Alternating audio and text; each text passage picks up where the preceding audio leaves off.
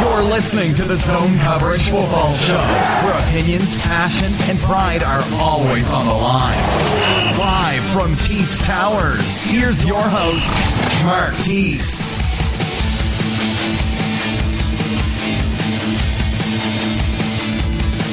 Hello. Welcome along to what is now the third instalment of the Zone Coverage Football Show. Mark Tees here, and the lines are open straight away, folks. Let's get on this. 0161 818 4593.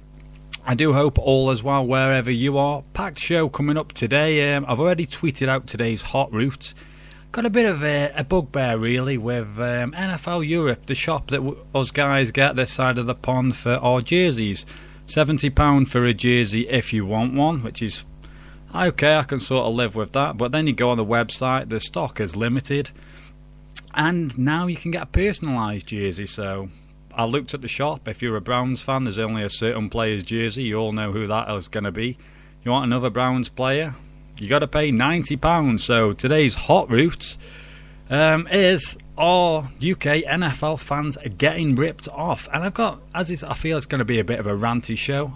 I should have played this nice little sounder from Herm Edwards, so here we go. You play to win the game. You don't play to just play it. That's the great thing about sports. You play to win. And I don't care if you don't have any wins. You go play to win. When you start telling me it doesn't matter, then retire. Get out. So there we go. That's Herm Edwards having a good rant there. That is our new hot route sounder. So yeah, the hot route again. Are NFL fans this side of the pond getting ripped off with these new personalised jerseys? The number 0161 818 4593. Also hit me up on, what's it called now? Good old Skype. Yeah, Tees Mister. That's TEECE Mister. So with that out the way, that's set. The ball is rolling. A little bit about the show. Fingers crossed you are listening live via the TuneIn and Spreaker apps. If you're listening back, yes, you can listen back. Podcast form. iTunes, Spreaker. Where else can go to the website, which is www.zonecoveragefootballshow.com. That is correct. Memory serves me right. Where else can you find us? I said iTunes. In mind, I've drawn an absolute blank now. See, this is what happens when you reverse things on the show. Not the best idea. Where are we? I've got some notes somewhere. But how many notes today? It's frightening. Right then, yeah, website, podcast, yeah. Just come in, tune, ratings and all that sort of nonsense is very much appreciated. Hot route is set. I'm going to run through a bit of news over the last few days that I've sort of found of interest. There's been an absolute abundance of news, so bear with me on that front. Also, if we get time, I'm going to go over the games pretty similar to what I did last week. I did get called out by a few guys. I missed certain players. Where's this gone now? Yeah, Callan Moore's performance. I was falling into a certain player on the Browns team's performance, and they said, what about Callan Moore? That was Ian at IanAF72. So he did say he enjoyed the show, and he wanted us to give some love for the Lions. So, oh, we've got a call early doors. I know who this is. Hello? Good afternoon, Mr. Tees. How are you, Neil? How's things? Not too bad, not too bad. Appreciate the call, mate. What can I do for you? Well, just a couple of things. First thing, I'm commenting on what you posted on Twitter mere seconds ago. Yeah. The customised NFL jerseys. All right, yeah. Personally, speaking to someone with a slight Yorkshire background, it's an absolute disgrace. Yeah, it is. I totally agree with you. I was looking through, and there's like, the majority of it seems to be there's like 3 jerseys to a team, your quarterback, a star wide receiver, and maybe a defensive player, and that is it. That's it. I mean, the lovely value deal that you seem to get, to say, a Philadelphia Eagles sufferer, and the biggest value deal you can get is you can still get a Michael Vick jersey for 40 quid. For 40 quid? Yeah, I'm sorry, former player, so surely I'll give you £2.50 and expect some change. I was going to say you probably pick up off eBay for about £2-3.50 with probably free postage as well. oh, believe me, I have been looking as well. I'm just looking at. I'm thinking he's sort of making money off this. If you're a Lions fan, so to say, you can pick up the Dominic Nsuwan, Eric Ebron, Matthew Stafford. But where's the Megatron jersey? Oh, that's going to cost you 90 quid. And it's I mean, at least I suppose it's not like with the with Premier League jerseys, they're not charging you per number. And that'd be like, if you wanted 10, that's a £5 for the 1, a £5 for the O. Yes. But it's still it's ludicrous. It seems to be since Nike took over with the kit that it's just been a case of, okay, let's make as much money out of this as we can. Yeah, that's a fair point. Yeah, because what Nike have had this shirt deal now for the last couple of years, going into the third, is it? I think so. Yeah, I mean they weren't. I'm not going to say that Reebok were giving them away, but from memory seems to serve that it was a lot more friendly on the pocket, shall we say? Yeah, I agree with that. Yeah, it's just I don't know. What frustrates me is this big push. They can fly these teams all this way over, and we get the 3 games a year now. Fingers crossed that might go up, or we're going to get a franchise. Blah de blah. But why can't we get a jersey to come over on the same journey for less than £90? It's an extortionate amount of money. It is. I mean, we go on again. I'll equate it back to the English, the Premier League. The shirt price for them is ridiculous because that's 50 for basically something you're not going to play in it. You're just going to wear it and watch it. But we're not going to be playing in these jerseys. They don't have to be game tested. They're just literally, what we'd probably wear to watch while we're sitting there on a Sunday. £90 is just disgusting, quite frankly. Yeah, it is. I'm glad you've rung in on this, actually, because I imagine, I'm just looking at my Twitter feed now, there's a few people getting up on this, so yeah, I think £70 still a lot. Maybe if it was like 50 for the jersey, you could maybe live with that, and it was personalised and delivered, and let's say it was 60. Even that's steep, but it's a hell of a lot better. Oh yeah, I mean, it's when you consider that the price. I think I've paid it. I don't think I've paid the gentleman who actually paid it for my Wembley tickets this year. I'm pretty sure that the seat was £50. Yeah. So you're saying that I'm going to be sitting there wearing an item of clothing that's nearly double the price of the seat I'm going to be watching the game in? Yeah. And that's a bit. It doesn't sit right. No, it's not. It's not right, or it's not fair. Something needs to be done about this. If they want the game and they want to eventually get a franchise over here, they've got to start looking after us a little bit more, I feel. It's just, I mean, I've always had this very strange economic idea that if you're not getting rid of something, charge less for it. Yeah. And then it's the same that, when you see the good people of Sheffield Wednesday when we were down in League One and we're getting attendances of 20,000 in a 40,000 seater stadium. Make every ticket £1. Yes, they just do that. Fill the ground. Yeah. And obviously it's not going to be as expensive. You're not going to get as much as you want, but you've got a full stadium. People will be buying more stuff. So if they make this cheap, people will think, well, I want that shirt. Oh, but I'll have that one as well. Rather than just, right, well, there's my shirt for the next 5 years. That's all I can afford. Yeah, that's pretty much it. And as you know, one injury and a crappy season, and they're down the road anyway. So, I've got to cough up another £90 here.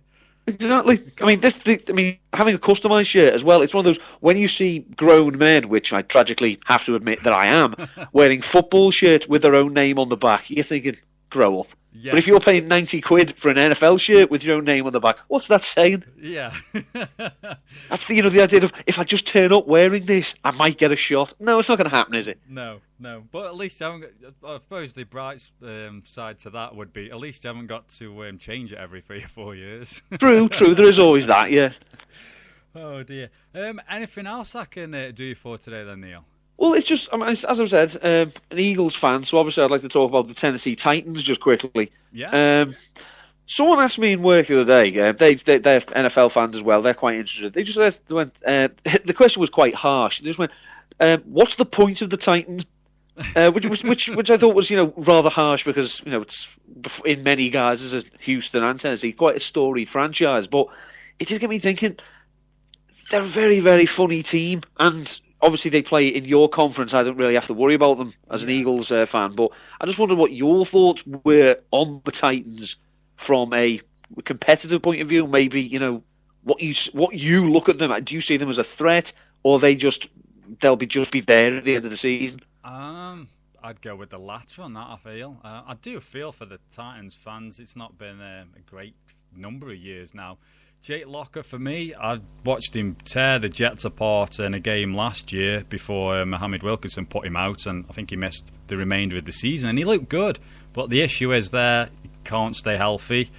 As a franchise, do I see him as a threat? Not really, no. They just... sounds harsh, but just another team, and quite frankly, there's a few of them, just another team. Can they... Yeah, it's just weird. It's one of those that... I always associate, again, I have this fair amount of goodwill banked about certain teams, but it's when it comes to the times, it's just like, you ask yourself, well, they've got a really good offensive line, and what else? It's just a bit of an anomaly. Yeah, and then he did a crazy move in the draft. They picked up Michael O'Hare and then drafted, what was the guy they drafted? So they got two. Taylor Lewan. Yes, that was it. So that move doesn't make sense, and that probably gave him the most sort of press that I've seen over here in a while. Yeah, it's just weird. They just seem to be one of these teams that they don't want to get any publicity for themselves, either positive or negative. No. So they just drift. Yeah, that's it. It's just like, it's the Titans, and then that is sort of it. You kind of find yourself moving on. I don't even think you realise that you're doing it. Yeah, they need a bit more hype. Like, in the same division, you've got the Jags, and they've been a bit of a laughing stock for a couple of years now, but you can see that they're going in the right direction. There's a bit of like hype and emphasis, and there's something building, simmering there in Jacksonville. But with the Titans, it's stagnant. That's what I'm saying. I mean, I don't like to criticise any team, but when you think that you've got a new head coach, you've got a quarterback with many questions, and your first pick in the draft an offensive lineman that you didn't really need, it's like, my God, why didn't you just go on auto pick? Just let the computer do it.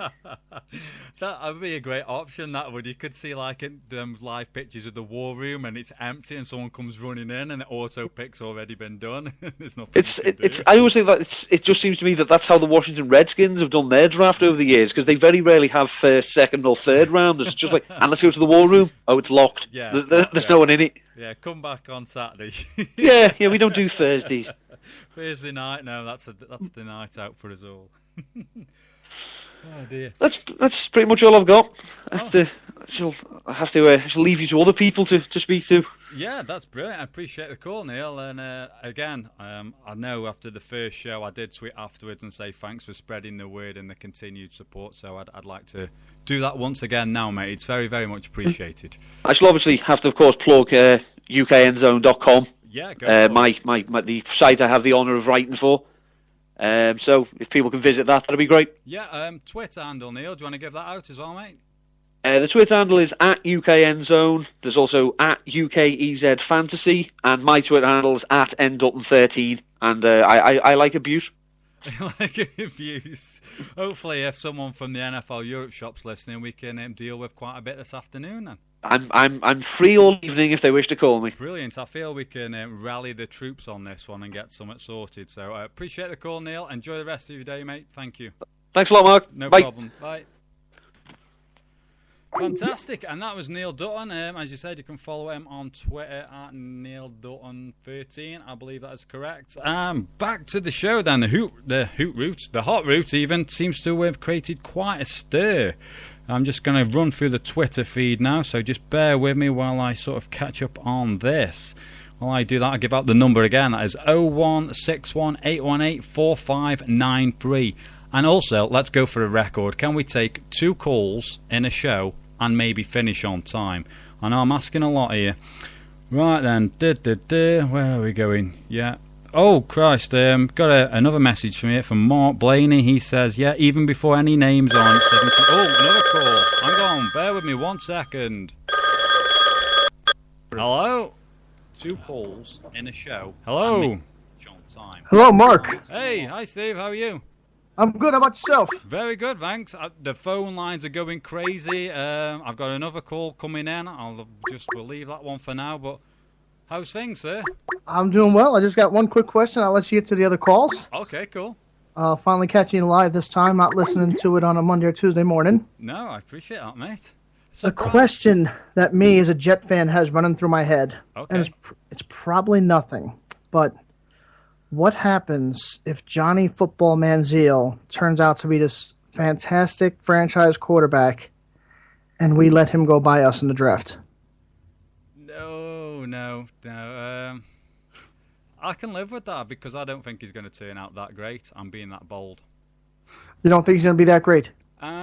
Balls to the wall. I know it's early, but yeah. From what I'm seeing at the moment, he's struggling in that. Yeah. But it's early days, but if we miss, then we just carry on the curse at the quarterback position for the Jets. So it'd just be another day in Jets land, in all honesty.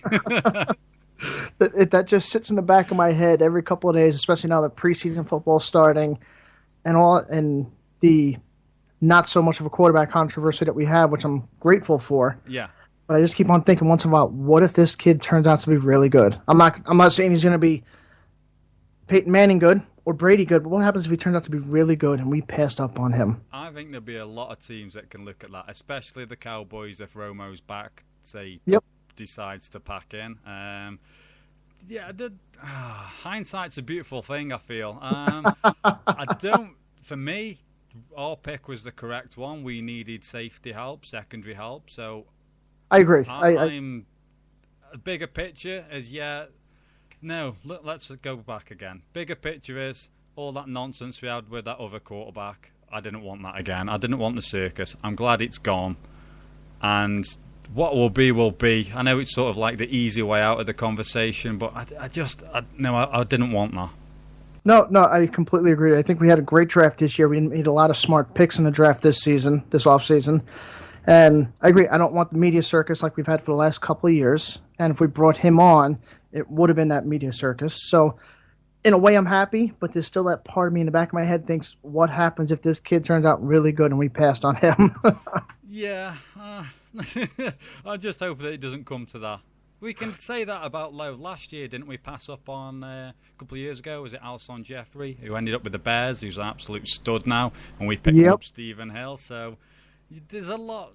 Yeah, I suppose you could do that every year, and you could torture yourself, Steve, doing this, I feel. You can, without a doubt. It's hard not to think about it, but sometimes you just do. Yeah, definitely. Well, Mark, I will let you go. I just wanted to give a quick call in, say hello. Finally able to catch you guys live. That's brilliant. I appreciate the call, mate. I shall speak to you later. And you've set a new record now. We've taken 2 calls within the first 17 minutes. So 17 minutes. I think you've got one more in you, so I'm going to let you go get that last call for the day. I appreciate that, Steve. Take care, buddy, and I'll speak to you later. Take it easy, Mark. Cheers, bye. Right then, folks, it's going absolutely crazy. I did have a call as Steve rung. I couldn't answer that for some weird reason. So, whoever that was that rung, please give us a bell back. 0161 818 4593. I am totally lost with where we were. Let's try and get some news out for you. See what happened here. Yeah, Bears tight end Zach Miller, he's ended up on IR with a bad foot. Yeah, that's a really poor assessment. The Bears also signed Santonio Holmes, former Jets player. It'll be interesting to see what goes on there. Oh, the phone lines are going wild. Hello? Hi, Mark. Hi, who's that? Tim from UK Enzo. Oh, hi. How's things? Not too bad. Yourself? Yeah, getting that wild show today. We put the question out early doors. We've had, this is what now, the 3rd call. So, yeah, we're firing on all cylinders. I feel kind of flustered, if I'm honest. How's things your end? Not too bad at all. Still trying to work out where the Raiders are going to end up. Yeah, that's end up record-wise or stadium-wise or a bit of both? Bit of both, stadium-wise, really, because that seems to be the kind of the hot topic. But going off topic a little bit, you're talking about the jerseys on NFL.com, NFL UK. I'm just looking at the Raiders one, and the choices there aren't filling me with great desire to part with the money. 70 quid for a Darren McFadden or 70 quid for a Menelik Watson jersey. No, I'm not feeling that. No, it's frightening, isn't it? Just the amount of money that we've got to spend for a product that they're pushing like it's going to end tomorrow. And for me, they haven't got the priorities in order. Get the jerseys and everything over here. Get the goodies that everyone wants. You can wear it. Surely, if you see several people walking around your town, city, wherever you live with the jerseys on, doesn't that spread the word a lot more? Because people are quite inquisitive. Say, oh, what's that you've got on there? Oh, you're into American football. And so on. Get the ball rolling there, really. It's frustrating. And judging by my Twitter feed, and apologies to the guys that I've not answered, we've really hit a nerve with this one. Absolutely. Yeah, on the subject of the Raiders Stadium, I've written an article recently on UK Enzo Takeover about where I think the Raiders are ahead. Oh, we seem to have lost your call there, Tim. I don't know what happened there. I do apologise. It was going a bit sketchy before we went out. If you can just give us a bell back then, Tim, 0161 818 4593, and we'll happily continue that conversation in regards to the Raiders. Right then, I am absolutely all over the show here today. We've had a wild and crazy 20 minutes. Let's sort of jump to the Twitter then, because this seems the main talking point is these jerseys. Yeah.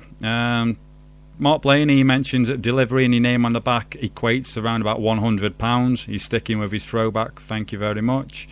I priced it from the US and it was £106. That's at Kafal MC Cabe. I probably got that wrong. I do apologise if that is wrong. Oh, hang on. I do say my audio level is fading very low during the calls. That is from Tom. Appreciate that, Tom. I will look into the audio there. I'm not sure what's going on. Right, just tweak a few things. Here we go. I think I've corrected that now. Appreciate that. If there's any more audio problems or anything, keep on the Twitter. That is at Zone Coverage FS. I've been very poor on the housekeeping on this today. Right then, yeah. So we are all up to date from what I gather now. Just looking back. Right. I think we got into some news before Tim rung in and his call seemed to fall off air. If there's any more problems, hit me up, Twitter, Zone Coverage FS. The number again, 0161 818 4593. I was speedily going through the news. Where was I now? Yeah, Chiefs wide receiver Dwayne Bowe, he's been suspended for one game. NFL substance abuse policy. I didn't quite catch what that was for. I think it might have been good old cannabis once again rears its head. How much longer before that's just forgotten about? That's maybe a question for another day, in all fairness. Another interesting one here. Washington Post reported that the NFL is looking to toughen up its domestic violence policy. Come under a lot of criticism for the handling of the Ray Rice incident, and that's something they're looking to address in the upcoming weeks and months. I did see some trade news involving the Pats. Where's that? Yeah, the Pats traded defensive back Justin Green to the Cowboys in exchange for Ben Bass, and then they acquired the number 51 overall pick of the 2012 draft. That's all wrong, that is. Yeah, the Pats have... Anyway, we'll just forget that because I can't read my own sodding writing. That is really bad. Anyway, Dolphins signed Brady Quinn. I can't tell you how much I dislike Brady Quinn as a guy, but I did hear him on the Dave Damashek podcast once. Call number 4. We are going wild today. Hello? Hi. Hello, Mark. Oh, hi, Tom. How are you? Yeah, I'm alright, mate. I just thought I'd ring in and weigh in my 2 pennies worth on your hot topic. Alright, cool, mate. I mean, I know you've had mentions of guys saying that they've priced up an import from the States, but I mean, I actually imported my Luke Jokel jersey from the States because there's not a great range of just general player jerseys. And I think what people need to remember with the import from the States is even though the delivery cost equates to £106, when the postie knocked on the door for me, I had to pay an additional £30 in import duty. So, all right. So and that wasn't explained on the website that I bought it through either. So I thought I'd paid my up to, I think it was about £96 my Luke Jokel one had come to, and then all in all it actually ended up costing me a whole lot more because when DHL knocked on the door they wanted import tax that had been paid. So what was the deal there then? If you didn't pay the tax, that was that? Well, yeah, it was return to sender kind of thing if you don't pay up, and it was like, I need you to pay in cash. I was like, well, I don't have that cash on me right now. So actually I had to get the guy to come back with the delivery the next day and then pay him. So, wow. You know, I can kind of understand what people are saying about the import from the States, but, you know, if you're going to get it personalised, I'd say, you know, get it done here because you're not going to face that extra possible £30 charge because of the import duty. But, I mean, my point really is that they need to expand the range of player jerseys because Luke Jokel's a first-round draft pick for the Jags, and I couldn't get that in the UK. So, you know, you kind of need to be expanding just your general range before you start asking people to pay for the personalised stuff. Yeah, I'm looking, like I said at the top of the show, there's like a couple of jerseys for each team from what I can gather. Well, this is the problem I had, mate. Last season when I wanted a jersey, I wanted the Luke Jokel jersey, and I looked around various sites and couldn't get that jersey, so I had to go to the States for it. And I mean, like as I say, that's our first round draft pick, so not being able to get his jersey is a bit poor, really, when you think about it. All I could really get hold of was Blaine Gabbert jerseys, which nobody wants anyway, and Maurice Jones-Drew jerseys. So, and I already got a Mojo jersey anyway. So, yeah, there's the difference of that. Apologies about the dog in the background, by the way. Oh no, it all adds to the drama. We're going wild today. We've had 4 calls. We've got a dog barking in the background. I'm all over the place. I really wouldn't worry.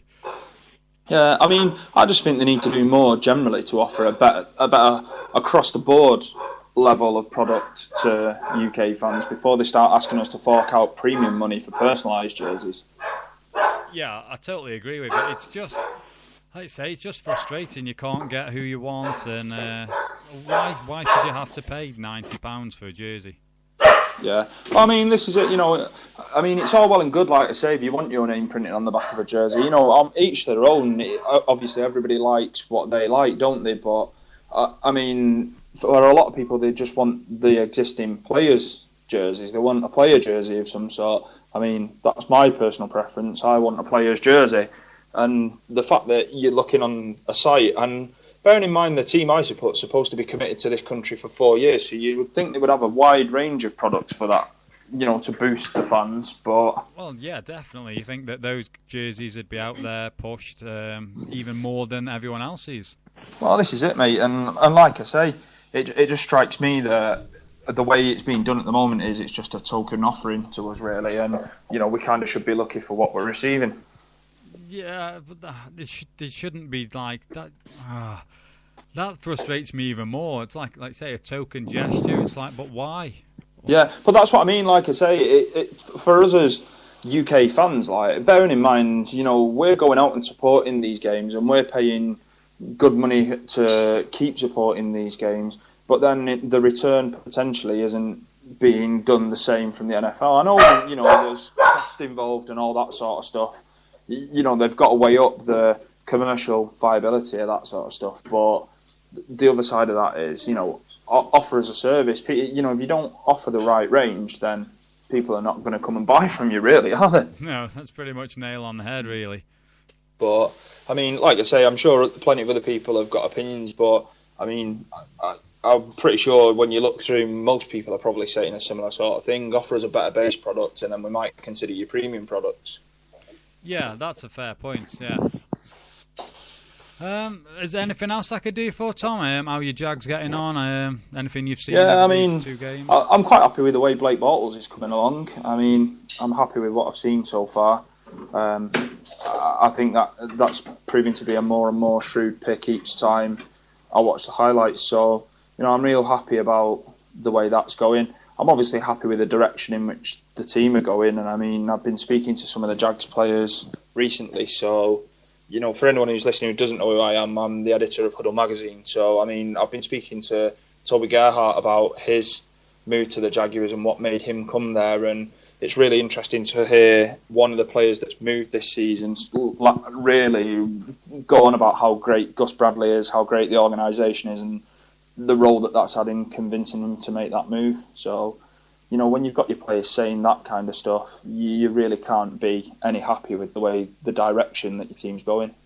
So, right then, I'm going to put you on the spot. When's Bortles going to play? I hope day one. I hope week 1, personally. I'd like to see him start. I mean, I was having this discussion the other day. I was on a podcast for an Australian podcast for Aussie Guys NFL. And we were discussing this about Bortles and Chad Henne, and I really think that Bortles doesn't learn very much by sitting on a bench and watching Chad Henne. For me, Henne's not a starting quarterback in the NFL. He's a good backup, but I don't think Bortles sits and learns very much by watching Henne go 3 and out on the field. I think if Bortles himself is out there and he gets sacked, he learns much more by being out there and getting sacked himself, because he's going to learn what it's like to be hit by those big guys when they're rushing at him. And I think perhaps Blaine Gabbert didn't get that, and that maybe bought into the kind of fear that Blaine Gabbert had in the pocket. So I'd personally like to see him start right from the off and develop, as a starting quarterback in the game, as opposed to sitting on the bench and watching Chad Henne and develop. And I mean, you look in past years, what number one quarterback in the draft has sat on the bench behind what is essentially a backup quarterback to aid his development. Yeah. Most number one quarterbacks in the draft, wherever they've been picked, have been starting for their team, and I just think that should be the same for Bortles. Yeah, from what I've seen, I caught him the other day, or was it against the Bears, and he looks pretty solid, steady. This is it. I mean, like I say, he's got a learning curve, and he's not going to be, that top level quarterback right now. But I just think he develops better and quicker if he's playing the game than sitting watching the game. And I think it's all well and good saying how great he's doing at the moment in pre-season, but he needs to be out there in competitive games to just make him develop a lot quicker and I think he'll benefit a lot more from the experiences he'll get being out there than just sitting on that sideline wondering what it's like to be hit by them guys or what it's like to be rushed in the pocket by those guys and have to make those quick decisions. So that's it then. Blake Bortles to start week 1. For my money, yeah. I mean, whether that's going to happen is vastly out of my hands, but if I had my way personally, that would be my preference. Brilliant. Tom, I don't know if you can hear me. I seem to be going a little up and down in my levels. Yeah, I can hear you okay, mate. Yeah. But, I mean, obviously I'm talking to you through Skype. I've noticed myself you're a little bit up and down when I'm listening through the app to the show, so I don't know what's going on with your sound, but I can hear you loud and clear right now. Yeah, I don't know. I'm trying to figure it out my end. Can I leave this till a little later and try and figure out what's going on and just rattle through the rest of the show? I don't mean to be rude. Yeah, go for it, mate. Okay. As I say, I can still hear you on the app when you're talking, so you're still coming through good on the app for people to be able to hear you. So crack on, mate. I'll catch you later. Good to talk to you again. Again, yeah, Tom. I appreciate the call, mate. Thank you very much, and I'll speak to you soon. No probs. Cheerio, pal. Bye, Tom. Bye. Right then, but I don't really know what's going on here. I've got some trouble with the levels on the microphone. I'm trying to figure that out now as we go through this. There we go. Let's try that. Right, where are we? I think oh dear, technical difficulties, the joys, eh? It's a good job it didn't happen on episode 1. Where are we? I feel, what have we got left? We've got 12 minutes left. Let's run through some scores from pre-season week 2. I'll just have a quick check-in on Twitter. Raider Tim, he apologises for the dropped phone call. His phone's died on him. He says he will ring back next week. So, Tim, appreciate the call, mate. And gutted we didn't get to catch up on the Raiders and their proposed move, potentially. So, next week, give us a bell. That is 0161 818 4593. I feel that I've now cracked the poor audio problem. So right now, let's run through these games that have happened already. Pre-season week 2 kicked off on Thursday night. We had the Jags and the Bears. Bears ran out eventual winners 2019. As mentioned by Tom, Blake Bortles looked pretty decent. He finished with 11 of 17 for 160 yards. Coming in for Chad Henne, he was 12 of 17 for 130 yards and a touchdown.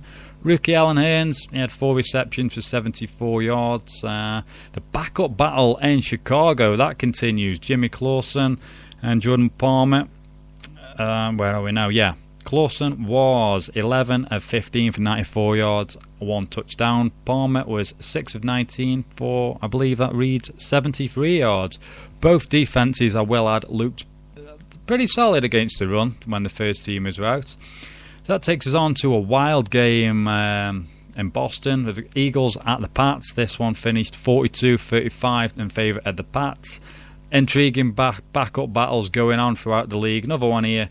Matt Barkley and good old Mark Sanchez both played relatively okay, in all honesty. Matt Barkley was 9 of 12 for 132 yards, a touchdown and a pick. Sanchez come in, he looked, kills me to say this, he looked damn good. He was 11 of 12 for 117 yards, 2 TDs and a pick.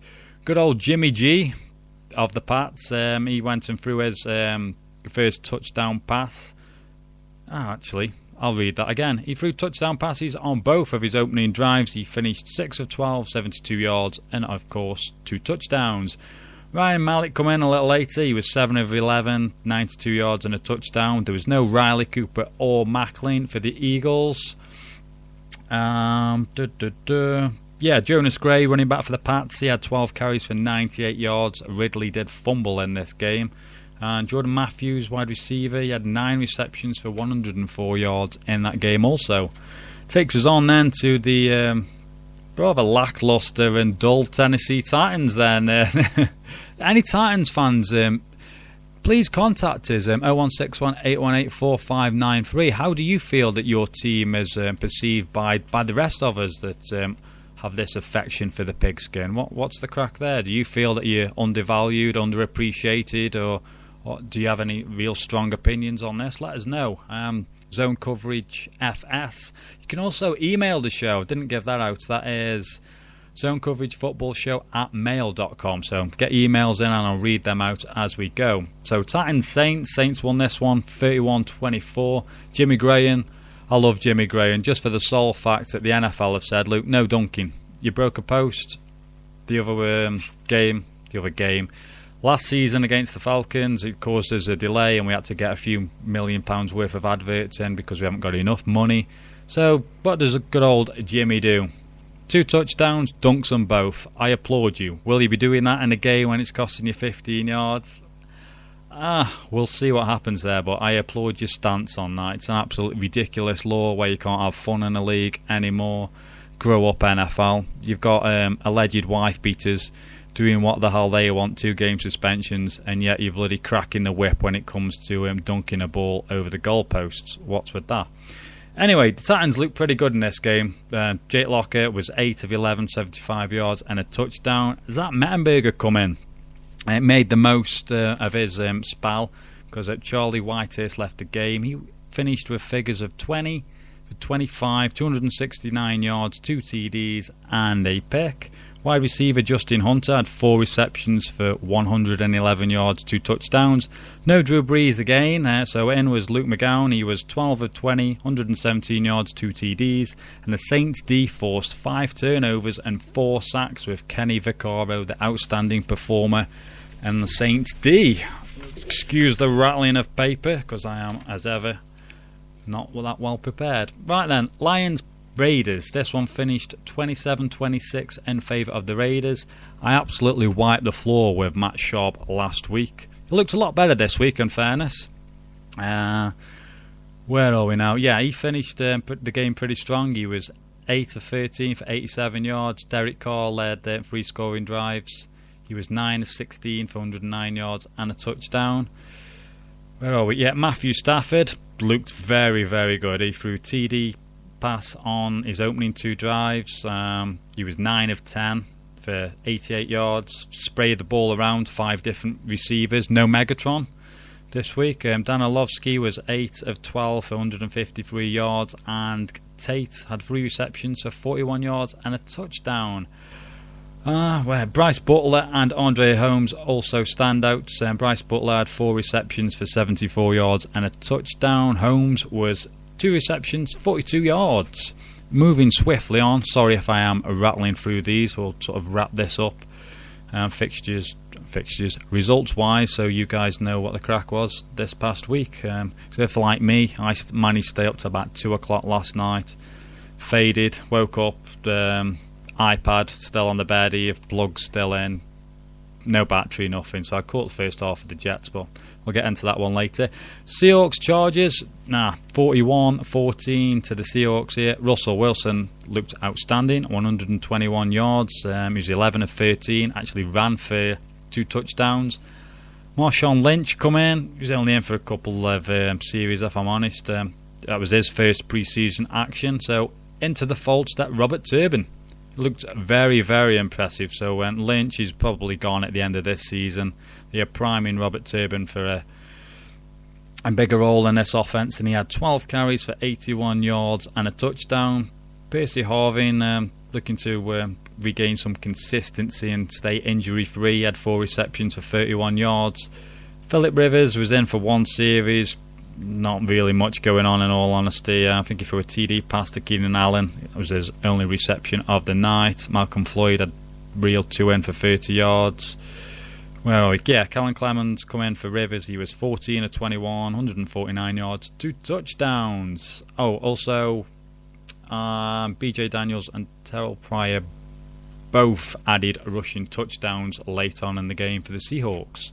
Giants-Colts, bizarre game here. Eli Manning looks absolutely shocking of late.